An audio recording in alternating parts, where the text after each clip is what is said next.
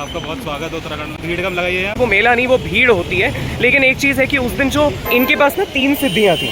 एक तो वही वाली जो बागेश्वर बाबा के पास में बोलते हैं कि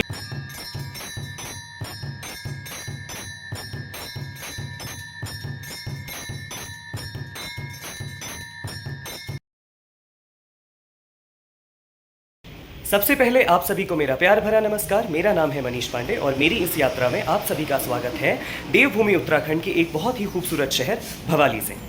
आज मैं यहाँ पर भवाली में मेरे एक दोस्त के कैफ़े में हूँ जिसका नाम है ओक रेस्टोरेंट, और सबसे पहले आपको मैं वही रेस्टोरेंट दिखाने वाला हूँ।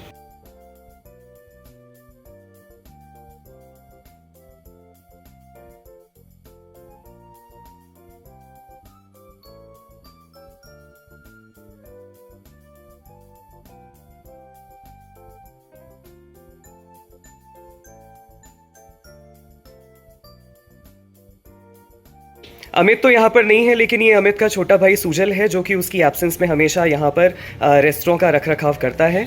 और अभी इसी के सानिध्य में ये 4 लोग हैं यहाँ पे। इन लोगों ने हमें बहुत अच्छी चाय पिलाई है, उसके लिए आप लोगों को बहुत बहुत धन्यवाद। और इस तरफ है अमर, ये हमारे साथ आगे कैंची धाम चल ही रहा है। हल्द्वानी से कैंची धाम आने के लिए 2 रास्ते हैं। एक रास्ता भीमताल से होकर आता है और दूसरा रास्ता जोलीकोट होकर आता है, जो कि नैनीताल वाला रास्ता है। दोनों ही रास्तों से कैंची धाम पहुंचने के लिए लगभग 3 से 3.5 घंटे का समय लगता है, लेकिन क्योंकि हम भवाली से ही आ रहे थे, हम जल्दी पहुँच गए थे। आपका बहुत स्वागत है उत्तराखंड में। भीड़ कम लगाइए यहाँ। तो लगभग 10 से 15 मिनट की राइड वहाँ से होती है और अभी हम कैंची धाम पहुँच गए हैं बाबा नीम करोली के दर्शन के लिए। और ये देखिए वहाँ पीछे दिखाई दे रही है उस पुल पर जितनी भीड़ यहाँ पर होने लगी है। पहले से यहाँ पर 15 जून को जो है बाबा की जयंती के दिन एक मेला लगता था, लेकिन अब तो जब से विराट कोहली यहाँ पर आया है ना, रोज़ ही भीड़ है। और उस दिन तो फिर वो मेला क्या होता है, अब तो मैं सच बताऊँ तो मैं ये कहता हूँ कि वो मेला नहीं, वो भीड़ होती है। लेकिन एक चीज़ है कि उस दिन जो मालपुए का प्रसाद मिलता है ना, टू बी ऑनेस्ट वो टेस्ट दुनिया में आपको कहीं नहीं मिलेगा।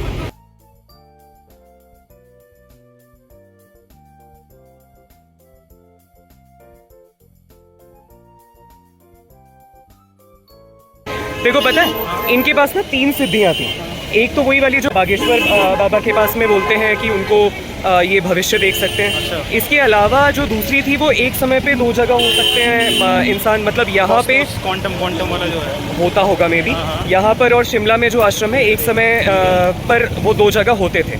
और इसके अलावा एक और सिद्धि थी तीसरी, वो मुझे नहीं पता। तेरे को पता है तो बता, अगर आपको पता है तो आप कमेंट में बताइए।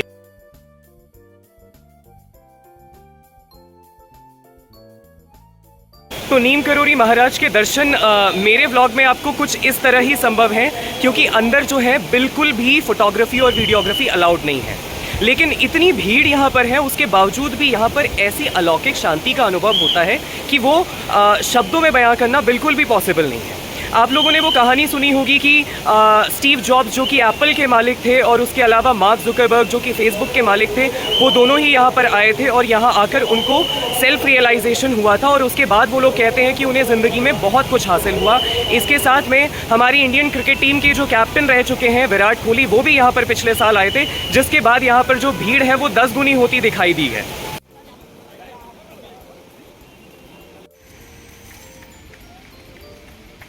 तो कैंची धाम के दर्शन करने के बाद हमारा प्लान थोड़ा सा चेंज हो गया है और अभी हम जा रहे हैं घोड़ाखाल मंदिर के दर्शन करने के लिए। लेकिन रास्ते में झमाझम बारिश हो गई तो हमने एक हॉल्ट ले लिया है और यहाँ पर हम भैया के टी स्टॉल पर चाय और बन मक्खन का आनंद लेंगे और उसके बाद बढ़ेंगे यात्रा में आगे। घोड़ाखाल में ग्वेल देवता का मंदिर है, जिन्हें कुमाऊं में न्याय के देवता के नाम से पूजा जाता है। इन्हें लोग गोलू देवता भी कहते हैं। भवाली शहर से घोड़ाखाल मंदिर की दूरी लगभग 3 किलोमीटर की है।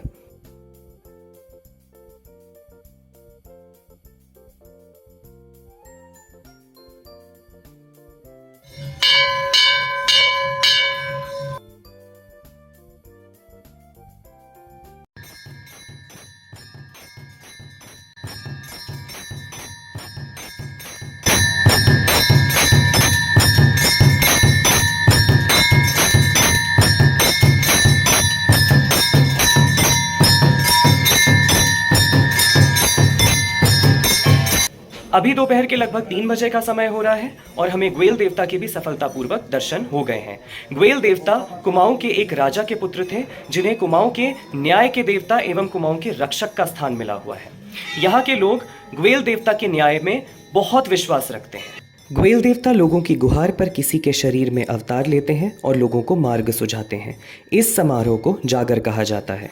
ग्वेल देवता का मुख्य मंदिर चंपावत जिले में स्थित है, जहां पर मुख्यतः उनका जन्म हुआ था। इसके अलावा घोड़ाखाल, जहां पर अभी हम हैं, और इसके अलावा ही अल्मोड़ा के चितई में भी ग्वेल देवता का एक बहुत बड़ा मंदिर है। ग्वेल देवता के हर मंदिर में आपको काफ़ी सारी घंटियां और उनके साथ ही चुनरी से बंधी हुई चिट्ठियां नजर आएंगी। लोग चिट्ठियों में अपनी मनोकामना लिखकर ग्वेल देवता तक पहुंचाते हैं और जब उनकी मनोकामना पूरी हो जाती है तो वो घंटियां चढ़ाते हैं। तो नीम करोरी महाराज और ग्वेल देवता के सफलतापूर्वक दर्शन के बाद अब समय हो चला है घर वापसी का, और आज की इस यात्रा में इतना ही। आई होप आपको ये वीडियो पसंद आई होगी। वीडियो पसंद आई हो तो हमें लाइक कीजिए, चैनल को सब्सक्राइब कीजिए और अपने दोस्तों के साथ शेयर कीजिए। मैं मनीष पांडे मिलता हूँ आपको एक नई यात्रा में। तब तक के लिए जय भारत, जय देवभूमि, और अपना इंटरनेट उत्तराखंड। रिचार्ज करवा के रखिए, बार बार वाईफाई मत मांगिए।